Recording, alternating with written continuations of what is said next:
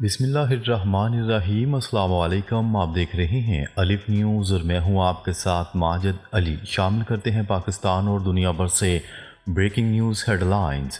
روس کا کرسک ریجن کے ایک اور علاقے پر قبضہ کرنے کا دعویٰ۔ روسی وزارت دفاع کے مطابق ایک ہفتے میں کرسک ریجن کے 28 علاقوں پر قبضہ کر چکے ہیں۔ حملوں میں یوکرین کو بھاری جانی و مالی نقصان کا سامنا کرنا پڑا۔ روسی صدر ولادیمیر پوٹن نے کہا کہ کرسک ریجن میں ہتھیار ڈالنے والوں کو کچھ نہیں کہا جائے گا، ہتھیار ڈالنے والوں کے ساتھ قوانین کے مطابق برتاؤ کیا جائے گا۔ یوکرینی صدر زلنسکی نے اعتراف کیا کہ کرسک ریجن میں صورتحال کافی گمبھیر ہے، انسانی جانوں کا خیال رکھا جائے۔ خبر کے اگلے حصے میں بات کرتے ہیں۔ روس اور چین نے امریکہ سے ایران پر پابندیاں ہٹانے اور جوہری مذاکرات دوبارہ شروع کرنے کا مطالبہ کر دیا۔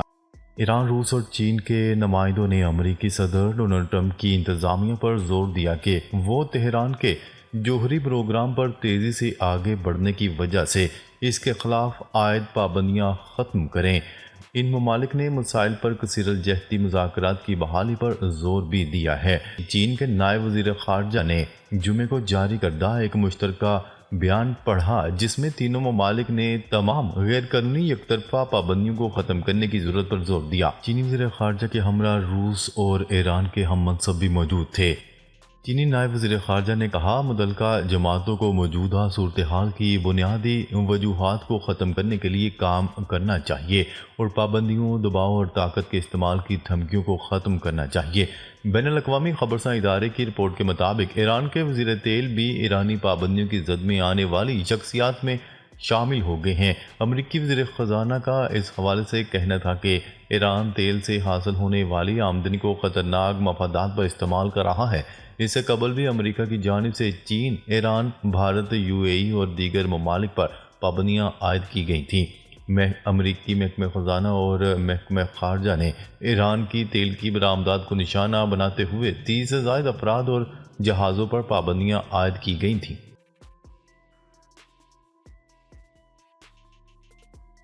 خبر کے اگلے حصے میں بات کرتے ہیں۔ امریکہ اور اسرائیل کی نئی چال، فلسطینیوں کو افریقہ میں بسانے کی تیاری۔ امریکہ اور اسرائیل نے غزہ سے بے دخل فلسطینیوں کی آبادکاری کے لیے افریقہ پر نظریں جما لیں۔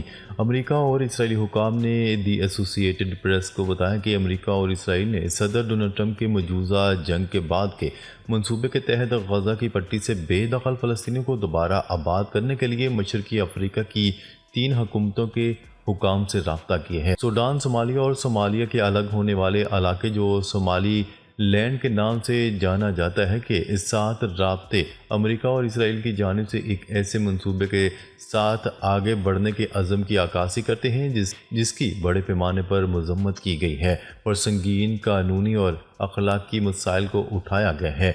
چونکہ تینوں مقامات کے حالات خراب ہیں اور بعض صورتوں میں تشدد کی زد میں ہیں، اس لیے یہ تجویز ڈونلڈ ٹرمپ کے غزہ کے فلسطینیوں کو ایک خوبصورت علاقے میں آباد کرنے کے بیان کردہ ہدف پر بھی شکوک پیدا کرتی ہے۔ صومالیہ کے الگ ہونے والے خطے صومالی لینڈ کے وزیر خارجہ کا کہنا تھا کہ صومالی لینڈ کو غزہ سے فلسطینیوں کو دوبارہ آباد کرنے کے لیے امریکہ یا اسرائیل کی طرف سے کوئی تجویز موصول نہیں ہوئی ہے۔ وزیر خارجہ نے کہا کہ مجھے ایسی کوئی تجویز موصول نہیں ہوئی اور نہ ہی فلسطینیوں کے حوالے سے کسی سے کوئی بات چیت ہوئی ہے۔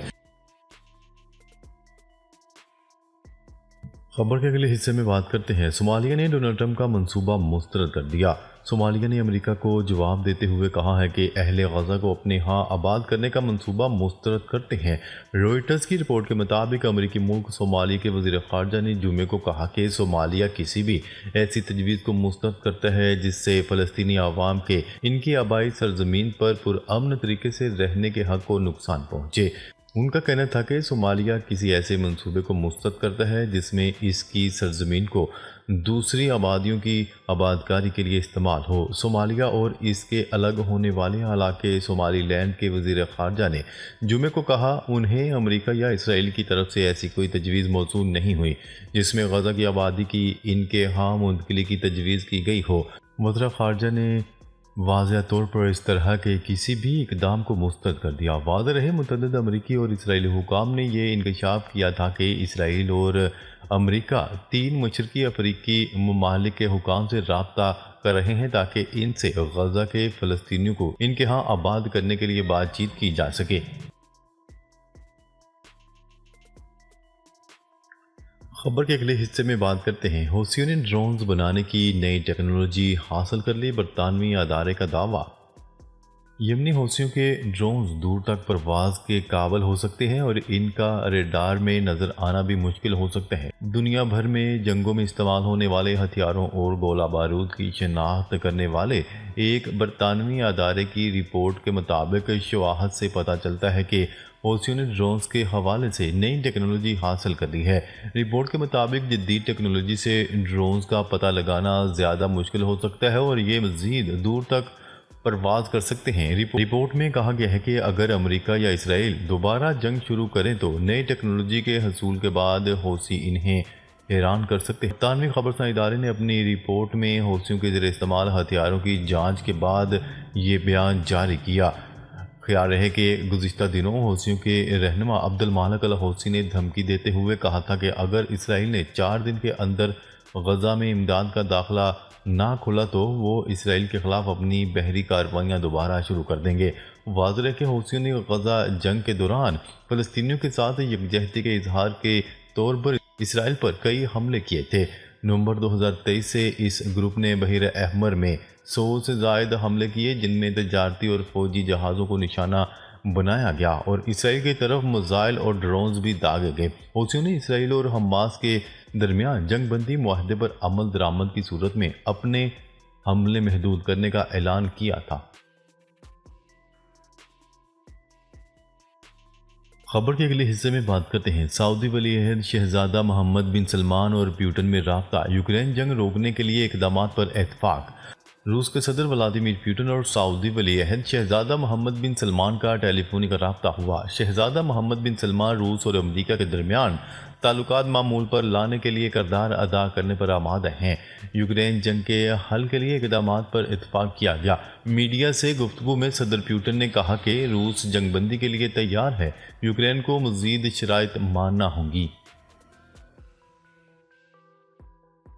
خبر کے اگلے حصے میں بات کرتے ہیں، کیا کینیڈا امریکہ میں ضم ہوگا؟ نومنتخب کینیڈین وزیر اعظم نے حلف اٹھاتے ہی اہم اعلان کر دیا۔ کینیڈا کے نومنتخب وزیر اعظم مارک کارنی نے حلف اٹھاتے ہی کینیڈا کے امریکہ میں ضم ہونے سے متعلق اہم اعلان کر دیا۔ جمعے کو کینیڈا کے حکمران جماعت لبرل پارٹی کے رہنما مارک کارنی نے ملک کے 24ویں وزیر اعظم کے عہدے کا حلف اٹھایا۔ مارک کارنی کی حلف برداری کی تقریب دارالحکومت اوٹاوا میں ہوئی۔ گورنر جنرل میری سیمیون نے مارک کارنی سے حلف لیا۔